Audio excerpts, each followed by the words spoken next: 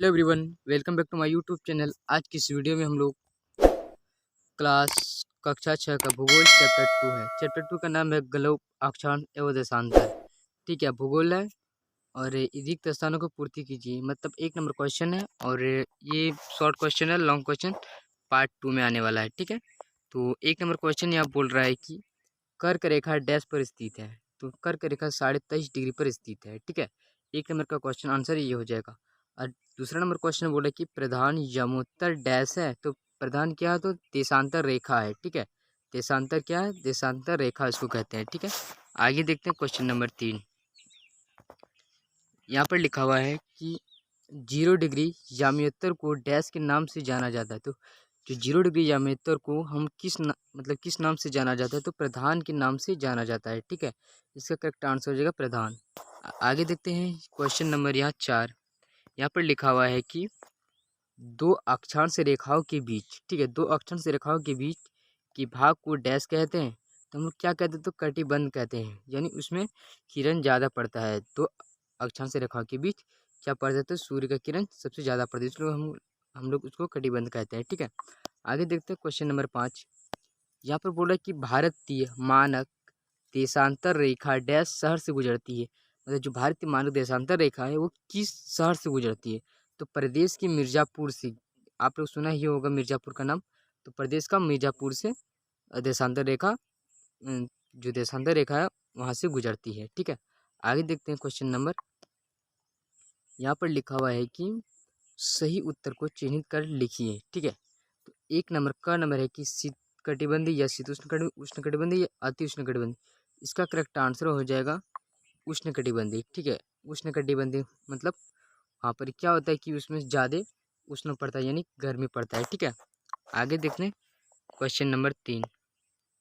यहाँ पर लिखा हुआ है कि उत्तरी ध्रुव वृत्त किस गोलार्ध में स्थित है? या उत्तरी का बात कर रहा है, ये क्या हो जाएगा? उत्तरी गोलार्ध हो जाएगा। ठीक है, ये अगर उत्तरी गोलार्ध में वृत्त का किस गोलार्ध में स्थित है? तो उत्तरी गोलार्ध में है। ठीक है, आगे देखते हैं क्वेश्चन नंबर 4। यहाँ पर लिखा हुआ है कि रांची से गुजरने वाली अक्षांश रेखा का नाम है। तो जो रांची से जो गुजरता है वो किस रेखा से गुजरती है? मतलब किस अक्षांश की रेखा से गुजरती है? वह कर्क रेखा से गुजरती है। क्या इसका करेक्ट आंसर हो जाएगा? कर्क रेखा से गुजरती है। आगे देखते हैं क्वेश्चन नंबर 3। यहाँ पर लिखा हुआ है कि निम्नलिखित प्रश्न का उत्तर एक वाक्य में दीजिए। ठीक है, जो प्रश्न पूछा जाएगा उसका आंसर एक ही वाक्य में देना है। ठीक है, यहाँ पर सबसे पहले देख लेते हैं 1 नंबर क्वेश्चन। अक्षांश और देशांतर रेखाओं की जाल को क्या कहते हैं? ठीक है, यहाँ पर क्वेश्चन पूछ रहा है कि अक्षांश और देशांतर रेखाओं की जाल को हम लोग क्या कहते हैं? ठीक है, तो यहाँ पर हम लोग उत्तर ग्लोब मतलब उत्तर यानी ग्लोब पर, यानी ग्लोब मतलब इसका जो पृथ्वी का आकार होता है उसको हम लोग क्या कहेंगे? ग्लोब कहेंगे। ठीक है, तो ग्लोब पर अक्षांश रेखाओं एवं देशांतर रेखाओं को ग्रिड कहा जाता है। क्या कहा जाता है? तो उसको ग्रिड भी कहा जाता है और जाल को भी कहा जाता है। ठीक है, आगे देखते हैं क्वेश्चन नंबर। यहाँ पर लिखा हुआ है कि देशांतर रेखा की कुल संख्या कितनी है? ठीक है, तो देशांतर रेखा की कुल 360 होता है। तो यहाँ पर एक ही वाक्य में आपको आंसर देने के लिए बोला गया है, तो यहाँ पर लिखेगा वो इसी तरह से, देशांतर रेखाओं की कुल संख्या 360 होता है। ठीक है, इसी प्रकार से लिखिएगा। आगे देखते हैं क्वेश्चन नंबर। यहाँ पर लिखा हुआ है कि अक्षांश रेखा किसे कहते हैं? ये सबसे इम्पोर्टेंट क्वेश्चन है। सबसे पहले यहाँ पर देख लेंगे उत्तर। विश्व रेखा पृथ्वी पर विभिन्न स्थानों की स्थिति बताने का सबसे महत्वपूर्ण बिंदु होता है। ठीक है, जो विश्व रेखा जो होता है पृथ्वी का विभिन्न स्थान, उसका स्थिति बताने में, उसका क्या स्थिति है वो बताने का सबसे महत्वपूर्ण काम करता है वो। ठीक है, आगे यहाँ पर भी लिखा हुआ कि विषुवत रेखा से ध्रुव तक सभी समांतर वृत्त अक्षांश रेखा कहलाते हैं। तो यहाँ पर आगे क्वेश्चन में कुछ दिया हुआ है कि अक्षांश को अंश 0 डिग्री के द्वारा दर्शाया जाता है। जो अक्षांश होता है उसको हम लोग 0 डिग्री से दर्शाया जाता है। आगे देखते हैं क्वेश्चन नंबर 4।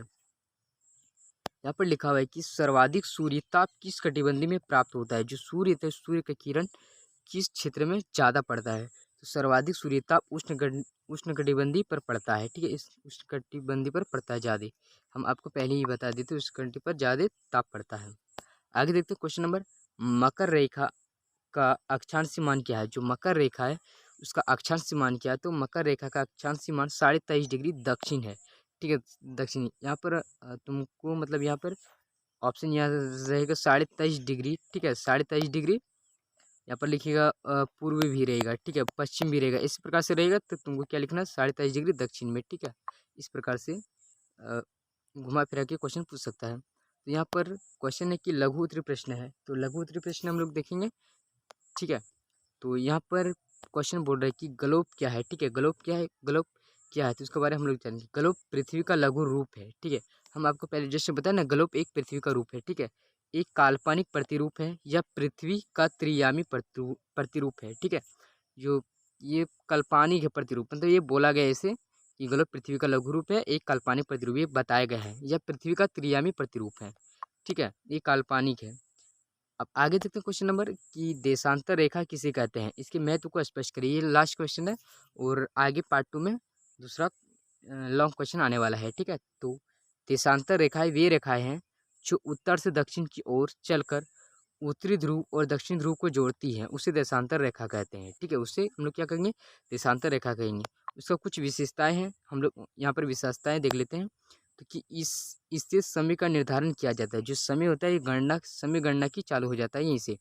धरती पर किस जगह का पता लगाया जा सकता है, मतलब धरती का जगह का पता लगाया जा सकता है, ठीक है। ये थोड़ा मिस्टेक हो गया, तो आप लोग का टेंशन मत कीजिए।